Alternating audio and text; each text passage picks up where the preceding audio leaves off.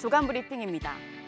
경향신문은 세계 양대 전기차 시장인 미국과 중국에 이상 신호가 감지되고 있다고 보도했습니다. 미국은 전기차 재고가 지난해 대비 4배 넘게 증가한 것으로 나타났습니다. 기아의 EV6는 판매량이 33.7% 감소하고 아우디와 제너럴 모터스의 고급 모델도 100일치가 훨씬 넘는 재고가 쌓여 있다고 합니다. 미국 인플레이션 감축법 IRA 도입으로 일부 전기차 모델이 세제 혜택을 볼 수 없게 되면서 소비자들이 구매를 망설이는 데다 전기차가 비싼 점이 재고 누적의 주 원인으로 꼽힙니다.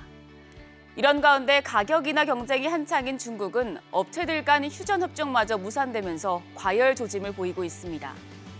전기차 제조사들의 대대적인 투자로 공급은 대폭 늘렸으나 수요가 받쳐주지 못하면서 나타나는 현상으로 분석됩니다.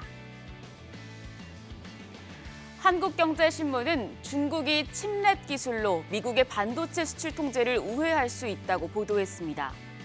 월스트리트 저널은 AI 열풍으로 반도체 제조사들은 레고 조각처럼 반도체를 쌓아 올리는 칩넷 설계의 개발 속도를 높이고 있다고 전했습니다.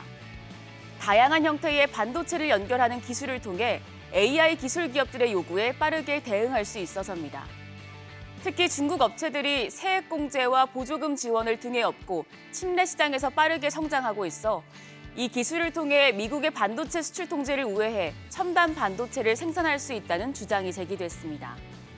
중국 반도체 업계 관계자에 따르면 일부 중국 엔지니어는 단일 첨단 반도체 성능을 따라잡기 위한 칩넷 시스템을 테스트하고 있습니다. 중국 기반의 TF 인터내셔널 증권은 3월 보고서를 통해 중국 입장에서 칩넷은 첨단 반도체 기술 개발 병목 현상을 돌파할 핵심 해결책이 될 수 있다고 평가했습니다. 매일경제신문은 올해 2분기부터 글로벌 자금이 중국에서 이탈해 일본과 인도, 대만 등 다른 아시아 국가로 빠르게 이동했다고 보도했습니다. 블룸버그와 윈드, 삼성증권 등에 따르면 올 2분기 중국 증시에서 외국인 자금이 4억 달러 이상 빠져나간 반면 일본과 인도 증시에서 기록적인 수준의 자금이 유입된 것으로 집계됐습니다. 코로나 3년간 주요 아시아 국가에서 외국인 자금이 급격히 빠져나가는 와중에도 중국 증시에서는 자금이 유입됐었지만 디리스킹 논의와 내수 침체가 본격화된 2분기에 해외 자본이 빠르게 중국을 떠났습니다. 이에 글로벌 자금이 몰려든 일본과 인도, 대만 증시는 2분기에 큰 폭의 상승세를 기록한 반면 상하이 종합지수는 같은 기간 2.2% 하락했는데요. 매일경제신문은 미국이 주도하는 반도체, 2차 전지 등 핵심 산업 공급망 재편에 발맞춰 글로벌 투자 지형도 큰 변화가 시작됐다고 분석했습니다. 동아일보는 8년 만에 슈퍼 엔저 시대를 맞으면서 국내 부품, 철강, 화학업계가 일부 악영향을 받고 있다고 보도했습니다.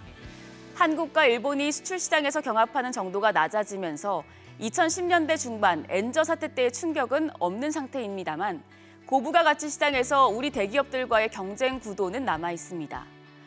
중국 철강업계의 저가 공세와 고품질을 내세운 일본 철강업계 사이에 낀 국내 철강사들이 골머리를 앓고 있는 것으로 전해집니다.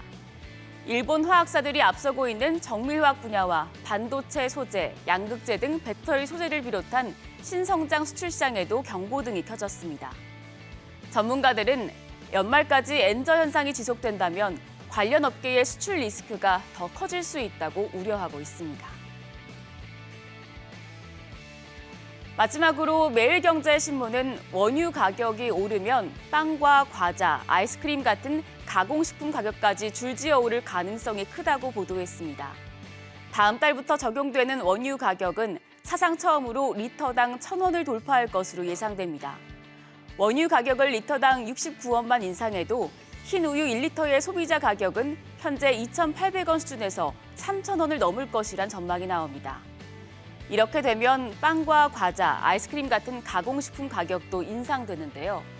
농식품부가 지난 7일 유업체들의 가격 인상 자제를 요청했는데 다음 달부터 원유 가격이 오르면 유제품 가격을 올리지 않을 수 없겠지만 그 인상폭은 최대한 줄여달라는 것으로 풀이됩니다.